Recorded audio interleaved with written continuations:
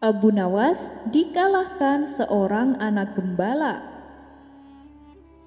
Tak diragukan lagi keahlian Abu Nawas dalam mengalahkan lawan bicaranya. Setiap kalimat yang keluar dari mulut Abu Nawas bagaikan anak panah yang menancap pas sasaran. Ini membuat lawan bicaranya mengkerut tak berkutik. Tapi apa jadinya kalau Abu Nawas malah dikalahkan oleh seorang bocah, hingga membuat Abu Nawas emosi? Berikut kisah lengkapnya. Pada suatu hari, Baginda Raja menyuruh beberapa pengawal untuk memanggil Abu Nawas datang ke istana. Dengan sigap, para pengawal langsung melaksanakan tugas yang diperintahkan. Tuan Abu, Anda diperintah datang ke istana sekarang juga. Abu Nawas yang sedang duduk santai merasa sedikit terganggu dengan perintah tersebut. Apakah nggak bisa nunggu besok saja? Aku sedang malas keluar ini, tukas Abu Nawas. Ini titah paduka raja, Tuan Abu harus mematuhinya, balas si pengawal. Maka dengan berat hati, Abu Nawas memenuhi panggilan raja untuk datang ke istana. Dan singkat cerita, datanglah Abu Nawas dan menghampiri Baginda Raja yang tengah duduk di singgasananya. Paduka yang mulia, ada gerangan apa Paduka memanggil hamba? Tanya Abu Nawas. Begini Abu Nawas, aku akan mengajakmu jalan-jalan keluar istana untuk belusukan. Aku ingin mengetahui kondisi rakyatku Abu Nawas, jawab Baginda Raja. Oh begitu, hamba siap menemani Paduka, sahut Abu Nawas. Dengan didampingi beberapa pengawal, Baginda Raja dan Abu Nawas berjalan-jalan keliling Baghdad. Di setiap kampung yang mereka lalui, membuat Baginda Raja merasa bangga dan puas. Karena kondisi ekonomi rakyatnya kini bertambah makmur dan sejahtera. Hingga sampailah mereka di sebuah pedesaan yang jauh dari hiruk-pikuk keramaian kota. Di sana Baginda Raja mendapati ada seorang anak gembala yang tengah duduk istirahat sambil mengamati domba-domba peliharaannya. Hebat anak itu, domba-dombanya sehat dan gemuk, pasti pandai merawatnya, kata Baginda Raja dalam hati.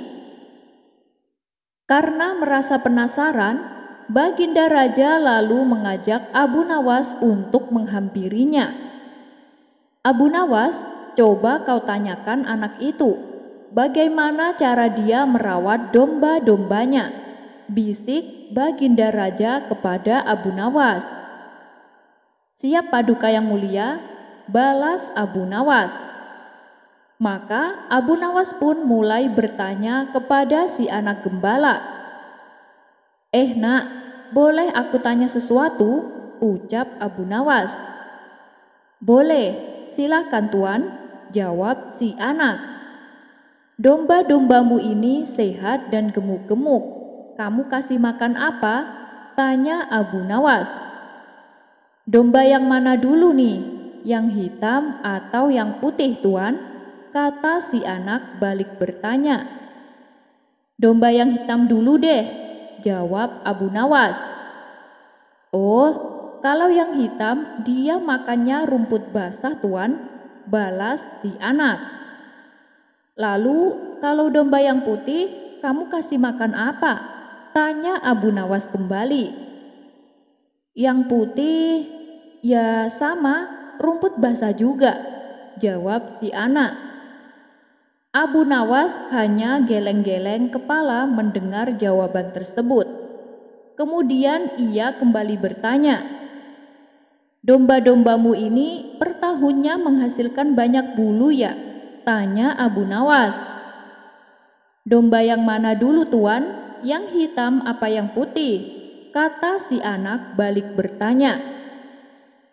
Dengan sedikit kesal, Abu Nawas berkata, "Yang hitam dulu deh." "Oh, kalau yang hitam banyak tuan, hampir 10 kilo per tahun," jawab si anak. "Kalau domba yang putih, berapa kilo per tahunnya?" tanya Abu Nawas penasaran. "Yang putih juga sama tuan, 10 kiloan lah," jawab si anak singkat. Sementara Abu Nawas masih bisa menahan emosinya, ia pun kembali bertanya, "Apa dombamu ini juga menghasilkan susu?" Anak gembala itu kemudian menjawab, "Nah, domba yang mana dulu tuan? Yang hitam atau yang putih?" Dengan nada kesal, Abu Nawas membalas, "Yang hitam dululah." "Oh, kalau yang hitam, ya alhamdulillah selalu menghasilkan susu tuan," jawab si anak gembala. "Memangnya kalau yang putih tidak menghasilkan susu?" tanya Abu Nawas kembali. "Yang putih juga sama tuan, tiap bulan pasti menghasilkan susu kok," jawab si anak. Karena tak kuat menahan emosi, Abu Nawas lalu membentak si anak gembala. Bocah, kenapa sih kamu selalu membedakan antara domba hitam dan putih, kalau ternyata jawabannya sama saja?" Si anak gembala spontan ketakutan dibuatnya. Lalu dengan bibir bergetar, si anak menjawab, "Maaf tuan, soalnya kan domba yang hitam itu milik saya tuan."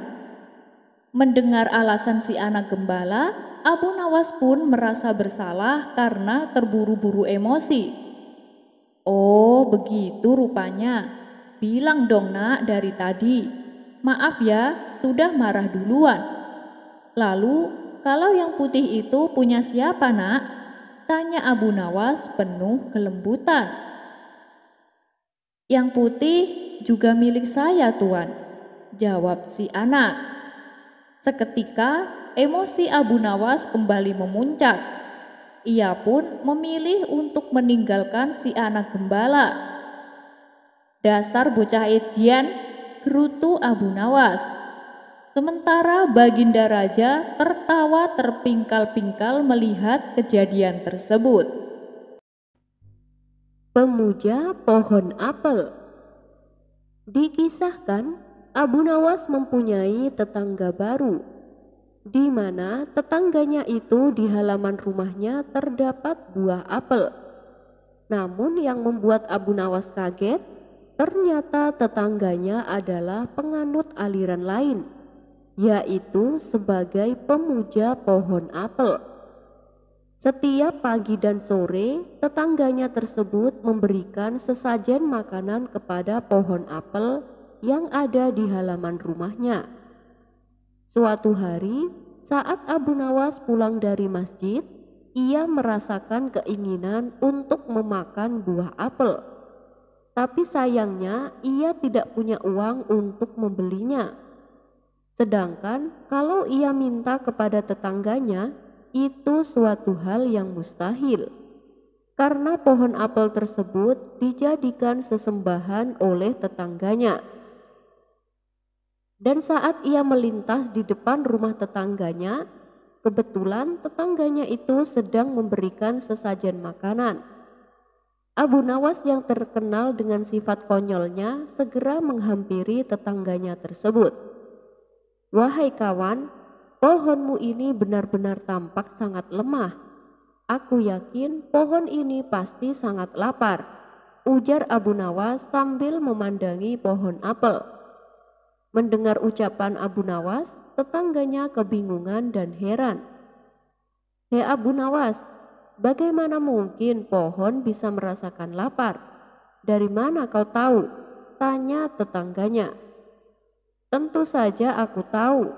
Bukankah selama ini sesajen yang kau berikan tidak pernah ia makan? Dan lihatlah, ada buah-buah apel yang seharusnya dipetik namun tetap tergantung di sana. Pohon ini pasti merasakan kelaparan karena tidak ada yang memetik buahnya. ujar Abu Nawas. Tetangganya tersebut tertegun dengan jawaban Abu Nawas. Ia pun segera memetik buah apel yang sudah matang dan memberikannya kepada Abu Nawas.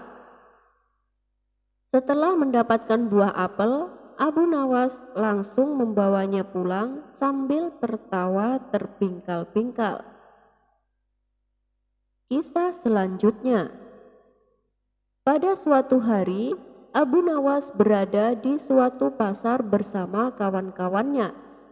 Ia duduk di bawah pohon yang rindang sambil memakan buah anggur. Saat itu ada seorang pedagang lewat dengan kendi penuh air.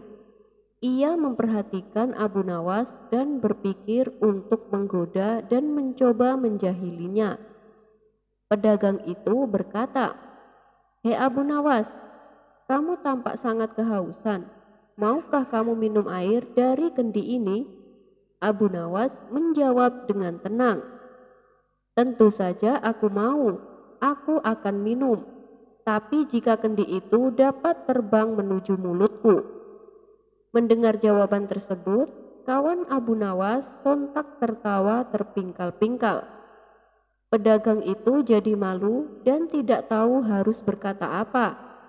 Kemudian Abu Nawas kembali berkata, "Jika kendi itu tidak bisa terbang, berarti kamu tidak akan bisa meletakkan airnya di mulutku." Suara tawa kembali pecah yang membuat si pedagang bertambah malu. Ia pun segera pergi meninggalkan Abu Nawas. Abu Nawas menggiring ayam. Karena seringnya begadang sampai lupa waktu, kini Abu Nawas dilarang istrinya keluar rumah. Jangankan nongkrong di waktu malam hari, di saat siang hari pun tidak diperbolehkan. Kalau sampai melanggar larangan tersebut, istrinya mengancam akan pulang ke rumah orang tuanya. Akhirnya dengan berat hati Abu Nawas menuruti perkataan istrinya. Seminggu pun berlalu. Abu Nawas mulai terlihat jenuh dengan suasana di rumahnya. Dan untuk mengusir kejenuhannya, Abu Nawas melakukan aktivitas membelah kayu-kayu yang ia dapatkan dari hutan. Suatu hari, sang istri berkata kepadanya, "Wahai suamiku, rasanya aku ingin makan daging ayam. Pergilah ke pasar untuk membelinya." Kesempatan ini tak disia-siakan Abu Nawas. Ia pun segera mengabulkan permintaan istrinya. "Tapi awas, jangan sampai tongkrongan dengan kawan-kawanmu," ancam sang istri. Maka pergilah Abu Nawas ke pasar. Di tengah perjalanan, ia bertemu sahabatnya. "Hei Abu Nawas, kenapa sekarang jarang kelihatan? Kami semua kangen dengan ceritamu," kata sahabatnya. "Iya, baru-baru ini aku ada kesibukan yang tak bisa aku tinggalkan," balas Abu Nawas berpura-pura. "Oh begitu. Mumpung kamu bisa keluar, ayo kita ngumpul di warung. Di sana sudah banyak kawan kita menunggu," ajak sahabatnya. Awalnya Abu Nawas menolak, tapi karena terus-terusan didesak, ia pun akhirnya ikut juga. Sesampainya di warung, Abu Nawas disambut hangat oleh kawan-kawannya. Lalu mereka ngobrol ngalor ngidul dengan diselingi canda tawa. Karena saking asyiknya, Abu Nawas sampai lupa waktu. Dan ketika waktu sudah menjelang sore, ia baru teringat akan pesan sang istri. "Waduh, celaka, bisa-bisa istriku ngambek pulang ke rumah orang tuanya. Mana aku belum beli ayam lagi," kata Abu Nawas dalam hati. "Hei Abu Nawas, kenapa kau terlihat gelisah?" tanya kawannya. "Aku lupa belum beli ayam. Kira-kira jam segini masih ada yang buka nggak ya?" kata Abu Nawas kebingungan. "Jangan khawatir, aku punya banyak ayam di rumah," balas kawannya. "Baiklah, ayo kita ke rumahmu sekarang," timpal Abu Nawas. Setelah berhasil mendapatkan ayam, Abu Nawas masih terlihat gelisah. Ia pun terus memutar otaknya supaya sang istri tidak jadi marah. Tiba-tiba muncullah ide yang cemerlang.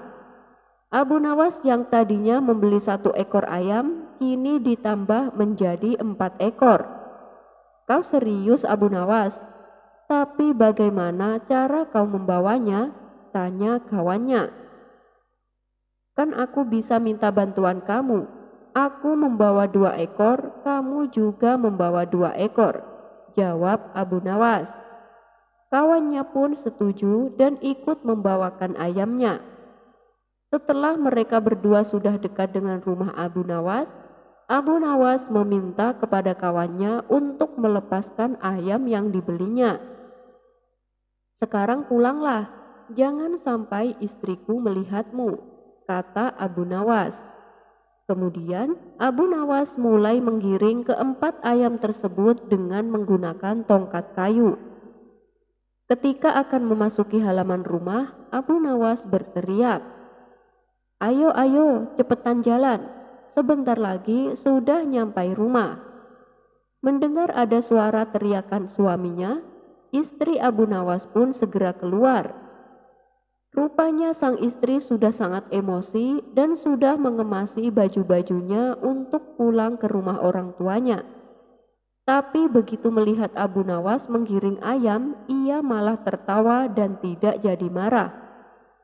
"Waduh, waduh, suamiku, bawa ayam kok digiring? Pantesan jam segini baru nyampe rumah," kata sang istri sambil tertawa. "Soalnya ayamnya ada 4 ekor, susah kalau dibawa pakai tangan," balas Abu Nawas. "Loh, aku kan menyuruhmu beli 1 ekor. Kenapa belinya 4? Tanya sang istri. "Begini wahai istriku, supaya kalau besok kau ingin makan daging ayam, tak perlu repot-repot beli ke pasar," jawab Abu Nawas beralasan. Mendengar hal itu, sang istri pun bertambah bahagia. "Rupanya suamiku sangat perhatian," kata sang istri dalam hati. Abu Nawas nekat menjual istrinya. Pada kisah sebelumnya, kita sama-sama sudah mengetahui bahwa Abu Nawas mempunyai istri yang sangat cantik. Bagaimana tidak, istrinya adalah kembang desa yang pernah menjadi rebutan di kampungnya. Dan meskipun sudah diperistri oleh Abu Nawas, para pria masih saja menggodanya. Hingga akhirnya Abu Nawas pun mengerjai mereka. Walhasil para pria tersebut menjadi kapok berurusan dengan Abu Nawas. Dan ternyata kejadian itu terulang kembali. Kala itu ada saudagar kaya dari negeri seberang datang ke kota Baghdad untuk berniaga. Saudagar tersebut terkenal dengan mata keranjangnya, sehingga apabila melihat wanita cantik, ia berusaha untuk memilikinya. Suatu ketika, tanpa sengaja ia melihat istri Abu Nawas yang sedang berjalan pulang dari pasar. Si saudagar tersebut sangat terpesona melihat kecantikannya. Segera saja si saudagar itu mencari tahu siapa gerangan wanita yang baru saja dilihatnya. Setelah bertanya kepada warga setempat, barulah ia mengetahui bahwa wanita itu adalah istri Abu Nawas. Tanpa menunggu lama, ia segera mendatangi rumah Abu Nawas. Setibanya di sana, terlihat Abu Nawas sedang duduk santai di depan rumah. "Hei, kamu Abu Nawas itu kan?" tanya si saudagar. "Iya benar, Anda ini siapa ya?" tanya Abu Nawas. "Kenalin, aku saudagar yang paling kaya dari negeri seberang," jawab si saudagar. "Oh, dari mana kau tahu namaku? Padahal aku tidak mengenalmu." "Terus apa keperluanmu datang kemari?" tanya Abu Nawas kembali. "Begini Abu Nawas, aku perhatikan kehidupanmu itu susah. Rumahmu juga kecil dan jelek lagi. Aku punya tawaran untukmu supaya hidupmu menjadi kaya," kata si saudagar. "Oh ya, apa itu tawarannya?" tanya Abu Nawas. "Begini, istrimu kan cantik, kasihan dia tinggal di rumah jelekmu ini. Kalau kamu bersedia, ceraikan dia dan aku akan menikahinya. Dan jangan khawatir, sebagai imbalannya aku akan memberimu emas sebesar berat badan istrimu," kata si saudagar. Mendengar hal itu, spontan Abu Nawas menjadi emosi dan ingin segera memukulnya. Akan tetapi, ia berusaha menahan emosinya. Abu Nawas pun hanya terdiam sembari menghela nafas. "Gimana Abu Nawas? Kamu masih bingung ya? Baiklah, begini saja. Bagaimana kalau emasnya aku beri 2 kali lipat dari berat badan istrimu?" tanya si saudagar. Menyadari tamunya adalah saudagar mata keranjang, muncullah di benak Abu Nawas untuk mengerjainya. Kemudian ia berkata kepada saudagar kaya, "Ya, kalau aku sih setuju-setuju saja, tapi tunggu ya." "Bener nih Abu Nawas, lalu aku tunggu sampai kapan? Gak lama kan?" tanya si saudagar tak sabar. "Tunggu sampai istriku berat badannya menjadi 1 kintal. Lumayan kan, aku bisa mendapatkan emas 2 kintal, jawab Abu Nawas. "Lah, itu sih percuma. Mana mungkin aku mau istri berbadan besar," gerutu si saudagar. Lantas ia pun pergi meninggalkan rumah Abu Nawas. Sementara Abu Nawas tertawa terkekeh-kekeh melihat reaksi saudagar kaya tersebut. Kisah selanjutnya. Ada kisah mengerikan yang menimpa kepada beberapa orang karena menghina hadis Nabi Shallallahu Alaihi Wasallam. Kisah pertama disampaikan oleh Imam Zahabi dari Al-Qadi Abu Thayyib. "Suatu kali kami pernah mengikuti pengajian di Masjid Jami Al-Mansur. Lalu tiba-tiba datang seorang pemuda dari Khurasan menanyakan perihal masalah Al-Musarah serta meminta dalilnya sekaligus. Pertanyaan pemuda itu pun dijawab dengan membawakan hadis dari Abu Hurairah. Akan tetapi si pemuda malah mencela dan menghina Abu Hurairah. Belum selesai ia menghujat, tiba-tiba seekor ular besar jatuh dari atap masjid. Para jemaah pun berlarian ketakutan termasuk si pemuda. Anehnya ular tersebut justru mengejar si pemuda. Tentu saja hal ini membuatnya bertambah panik. Lalu ular itu berteriak kepadanya, "Bertaubatlah, bertaubatlah." Pemuda itu segera menjawab dengan penuh ketakutan, Iya, saya bertaubat." Seketika ular tersebut langsung menghilang tanpa meninggalkan jejak sama sekali. Kisah kedua diceritakan oleh Imam Muhammad bin Ismail. Suatu ketika saat beliau menerangkan tentang hadis di mana hadis tersebut berbunyi, "Apabila salah seorang di antara kalian bangun dari tidurnya, maka janganlah dia memasukkan tangannya ke bejana, sehingga dia mencucinya terlebih dahulu, sebab dia tidak tahu di mana tangannya bermalam." Hadis riwayat Muslim nomor 103. Tiba-tiba ada seorang lelaki berkata dengan nada mengejek, "Aku tahu kok di mana tanganku bermalam. Tentu saja di atas kasur." Kemudian pada pagi harinya saat si lelaki terbangun dari tidurnya, ternyata dia memasukkan tangannya ke dubur hingga sampai siku-sikunya. Kisah yang ketiga diceritakan oleh Syekh Imam Nawawi. Bersiwak adalah salah satu perbuatan yang dicontohkan oleh Nabi. Oleh karenanya, bagi siapa saja yang menirunya, maka dianggap telah menghidupkan sunnah-sunnahnya. Tapi ada salah satu orang tua santri yang melecehkan sunnah tersebut. Kisah ini berawal ketika anaknya baru pulang dari pesantren. Melihat tangan anaknya memegang siwak, ayahnya bertanya, "Gurumu memberi apa?" Anaknya menjawab, "Siwak, wahai ayah." Lalu sang ayah mengambil siwak tersebut dan meletakkan di duburnya sebagai penghinaan. Selang beberapa hari, dubur ayahnya mengeluarkan sejenis ikan. 2 hari kemudian, ayahnya meninggal dunia. Kisah yang keempat diceritakan oleh Ad-Dainawari dari Ahmad bin Su'aib Abu Daud As-Sijistani. Pernah berkata, "Suatu ketika kami belajar kepada seorang ahli hadis. Guru kami menyampaikan hadis Nabi Shallallahu Alaihi Wasallam yang berbunyi sebagai berikut: para malaikat meletakkan sayapnya untuk para penuntut ilmu.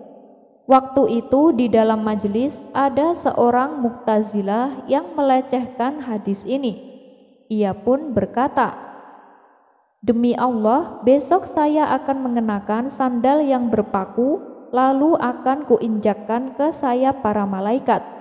Dia pun melakukannya dan kedua kakinya langsung keras sehingga dimakan oleh rayap."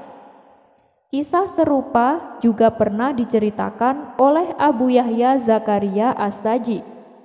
Pernah kami berjalan di kampung kota Basrah menuju rumah seorang ahli hadis. Kami pun tergesa-gesa berjalan cepat ke rumahnya. Dalam rombongan kami ada seorang yang berkomentar dengan nada mengejek, "Angkatlah kaki kalian dari sayap para malaikat. Janganlah kalian memecahkannya." Ternyata dia seketika itu juga tidak bisa berjalan. Dia tetap di tempatnya sampai kakinya kering dan jatuh. Wallahu a'lam bishawab. Balap baca Al-Quran. Al-Kisah, pada suatu hari Baginda Raja sedang menyelenggarakan pesta besar-besaran untuk menyambut hari jadi negeri Baghdad. Pesta tersebut dipersembahkan untuk seluruh rakyat, baik yang miskin maupun yang kaya. Para pejabat istana dan rakyat jelata membaur menjadi satu tanpa memandang status sosial. Mereka duduk bersama di tempat yang sama dan makan di meja yang sama. Suasana semarak dan gegap gempita tampak dirasakan oleh seluruh masyarakat Baghdad. Baginda Raja pun ikut larut dalam kebahagiaan rakyatnya. Di tengah-tengah ramainya acara berlangsung, Baginda Raja berkata di hadapan orang-orang, "Wahai seluruh rakyatku, hari ini adalah hari bahagia untuk kita semua. Dan untuk menambah semaraknya acara, aku akan membuat sayembara dengan hadiah uang yang banyak." Salah satu orang yang hadir bertanya kepada Baginda Raja, "Sayembara apa, wahai Paduka yang mulia?" Baginda Raja pun menjawab, "Sayembaranya adalah mengaji Al-Quran. Barang siapa yang paling cepat menghatamkan Al-Quran, maka dialah pemenangnya." Kemudian salah satu warga yang lain kembali bertanya, "Ampun Paduka yang mulia, apakah sayembara itu hanya berlaku untuk pejabat istana atau berlaku untuk siapa saja?" tanya salah satu rakyatnya. "Semua orang boleh mengikutinya, tidak ada pengecualian. Bagi yang mau ikut sayembara, nanti sehabis sholat isya, sayembara akan langsung dilaksanakan," tutur Baginda Raja. Mendengar hal itu, semua rakyat antusias untuk mengikuti sayembara. Dan singkat cerita, setelah mereka melaksanakan sholat isya berjamaah, seluruh rakyat berkumpul di halaman luas di depan istana. Mereka pun mulai membaca Al-Quran dari juz pertama, yaitu surat Al-Baqarah. Tidak berapa lama datanglah Abu Nawas. Ia heran kenapa banyak orang sibuk membaca Al-Quran. Ia pun lalu menghadap Baginda Raja.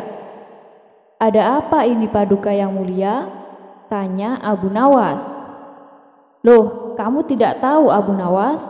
Aku sedang mengadakan sayembara. Barang siapa yang paling pertama khatam Al-Quran, akan aku beri hadiah uang yang banyak," jawab Baginda Raja. "Oh, pantesan. Bolehkah hamba ikut sayembara itu Paduka?" tanya Abu Nawas kembali. "Tentu boleh Abu Nawas. Tapi apa kamu yakin kamu bisa menang? Sementara mereka yang sedang mengaji sudah sampai juz 5.